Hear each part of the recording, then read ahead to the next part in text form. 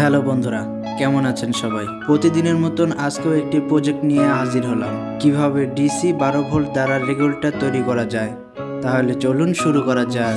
প্রথমে আমাদের উপকরণ হিসেবে যা যা লাগবে: একটি 12 ভোল্টের ডিসি মোটর লাগবে, একটি 10K ভলিউম লাগবে, আর একটি ট্রানজিস্টর 950D880Y, একটি ক্যাপাসিটর 25 ভোল্ট 100 UF। তাহলে কাজ শুরু করা যাক। প্রথমে ট্রানজিস্টরের সাথে ক্যাপাসিটরটি সোল্ডার করে নেব, ঠিক এইভাবে।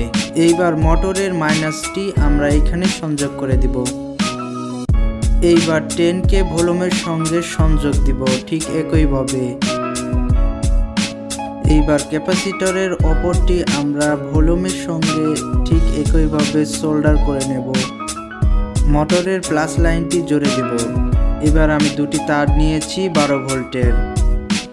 হলুদ তারটি আমি মাইনাসে লাগিয়ে দিব আর লালটি প্লাসে।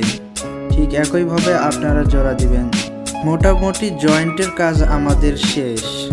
এইবার টেস্ট করে দেখা যাক। প্রথমে মোটরটিতে পাখা লাগিয়ে নিই, এরপর ভলিউমটি আস্তে আস্তে ঘোরাবো।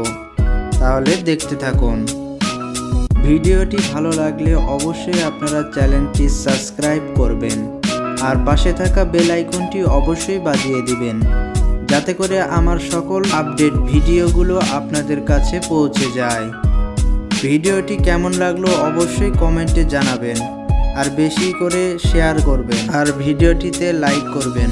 এইরকম নতুন নতুন প্রজেক্ট ও ভিডিও দেখতে অবশ্যই আমাদের চ্যানেলের সাথে থাকবেন। তাহলে বন্ধুরা, আজ এই পর্যন্তই।